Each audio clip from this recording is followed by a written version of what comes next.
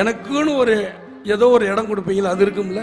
என் மனைவிக்குன்னு ஒரு இடம் இருக்குன்னு உங்க சட்டத்தில் இடம் இருக்கும்ல. என் பிள்ளைக்குன்னு இத்தனை இருக்குல்ல, அது கிடைச்சா எனக்கு போதும். என்னையா காசு காசு காசு பணம் படப்புவாங்கயா நீங்களும் உங்க காசு என்னையா கோடி கோடியா சேர்த்து வச்சு எங்கயா கொண்டு போறீங்க? செத்தா கூட அருணாக்குடி அத்து விட்டுட்டு தான் உள்ளத்தி கொண்டு போய் புதைக்கிறான். காசு கிடையாது, ஒண்ணும் கிடையாது. இந்த விஜயகாந்த் வாழ்ந்தான், இருந்தான், வாழ்ந்து கொண்டே இருப்பான். இந்த மக்களுக்காக தான் இருக்கணும் தான் நான் நினைக்கிறேன்.